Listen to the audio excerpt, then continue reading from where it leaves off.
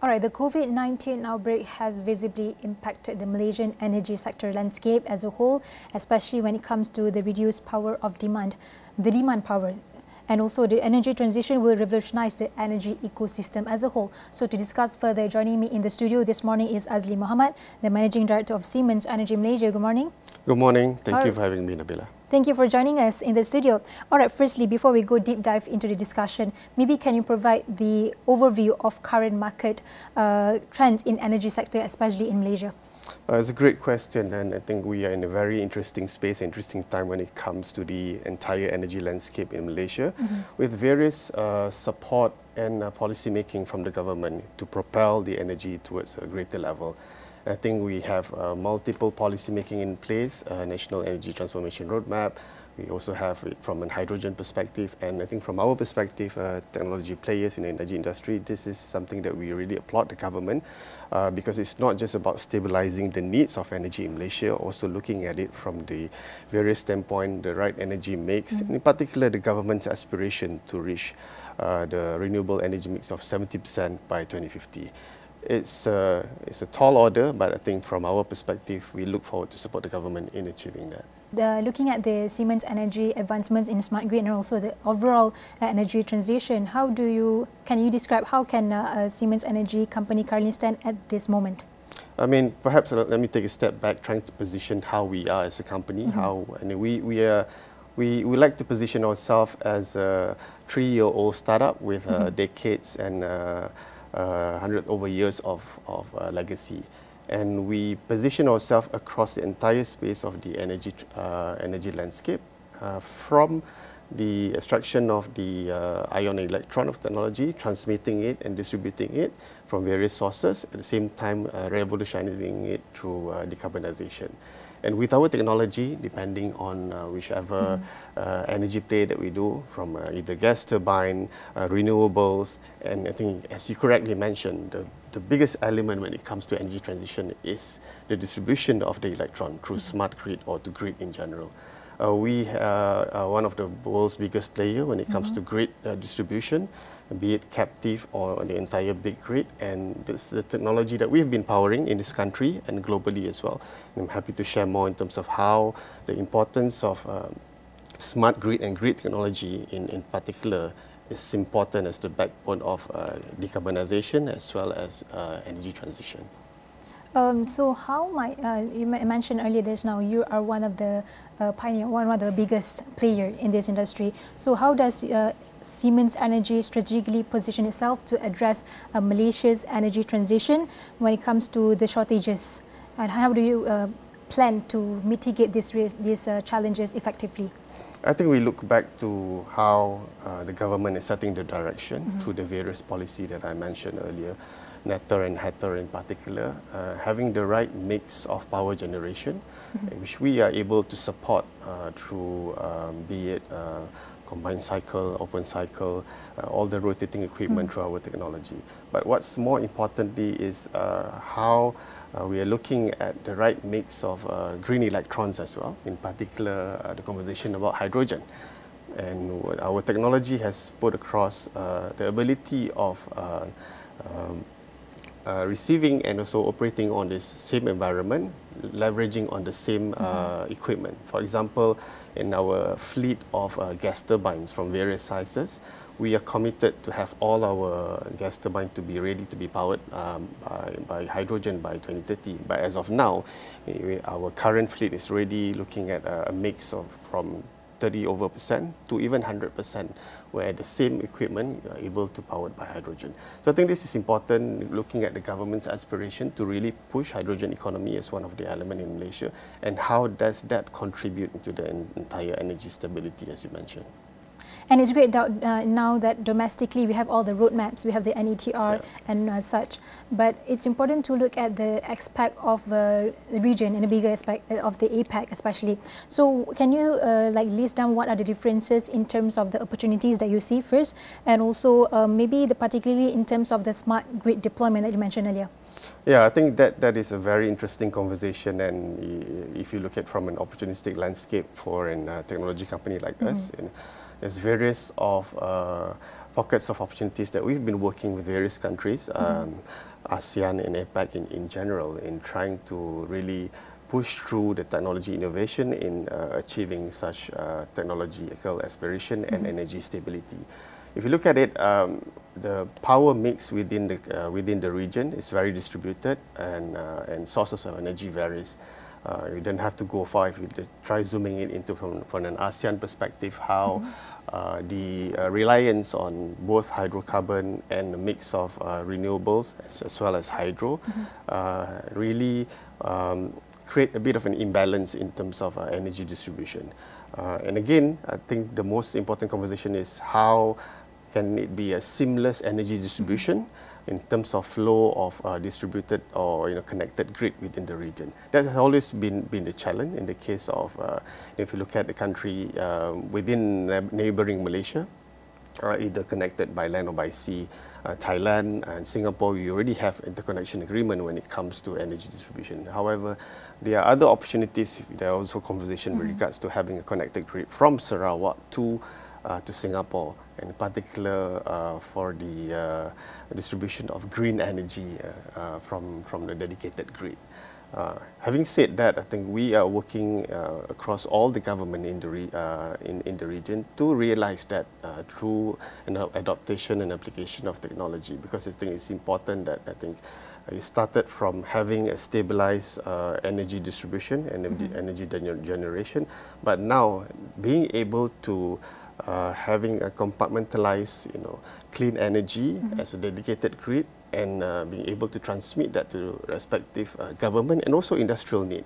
Because if you look at in the region, there are specific pillars and verticals, in particular semiconductor and data centers, which are power hungry, but at the same time they are looking at pure green energy requirement as part of the operational requirement. So being able to connect it through an integrated grid network would be able to solve this problem. How do you look at the roadmap in general? How is the progress so far of NETR? Yeah, I think we've been in various conversations with the government. I think the roadmap set a very good foundation in terms of what's next, what are the key pillars, what are the key verticals in terms of what should be achieved.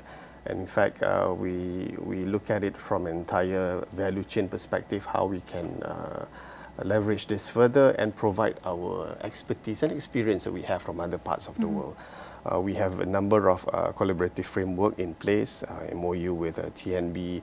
We are in conversation with the ministries, various ministries, with Nano Verify within the sphere, within the coverage of both HETR and NETR.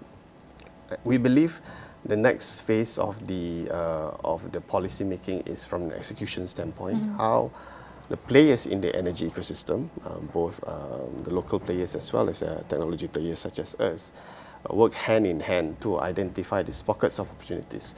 Because we realize quite a number of the solutions that's required for that is being able to address the targets in those policies are not necessarily what's available off the shelf.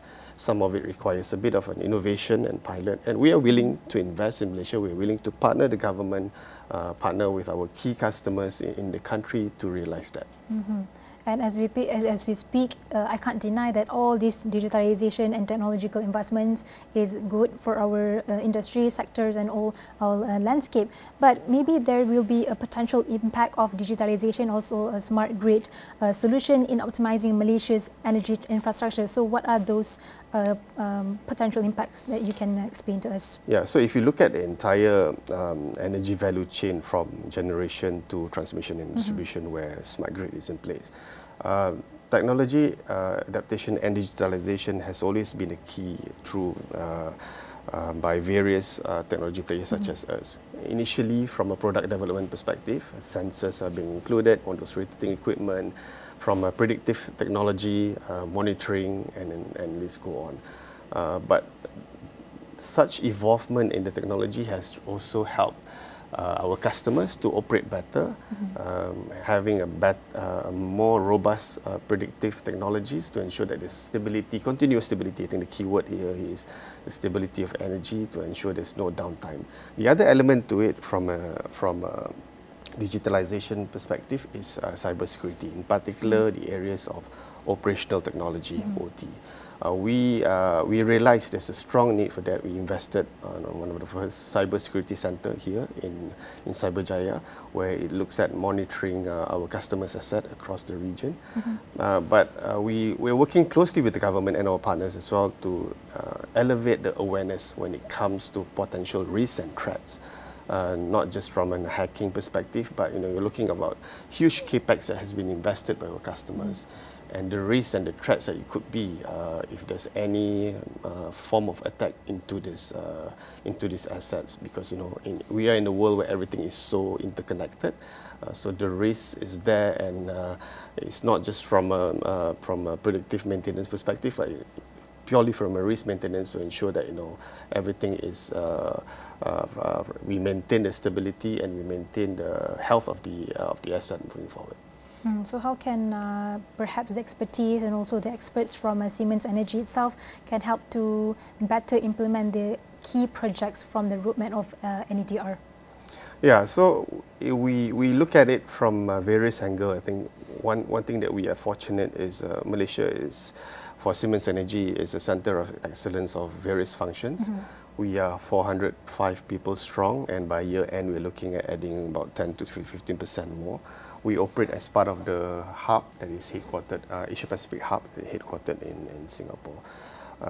Through the mix of both local talents and international talents, we have been partnering the country, we are partnering our customers with various programs that looks at transfer of skill set, transfer of knowledge. It's not just a purely transactional way.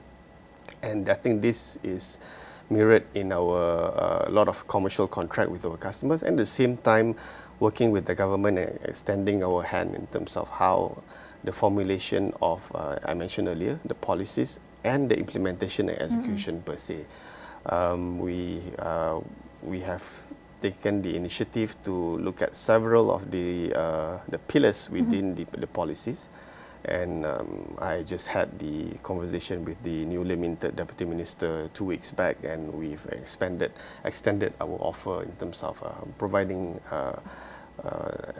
assistance in terms of as a subject matter expert in those areas that will help in terms of technological angle if you go down upstream of the space, but at the same time all the way to formulation of curriculum in terms of the future curriculum and lessons that need to be built in our current varsity systems that would help build better engineers, better support system that would propel this policy moving forward. So it's not just focusing on what's required right now, but also in the future.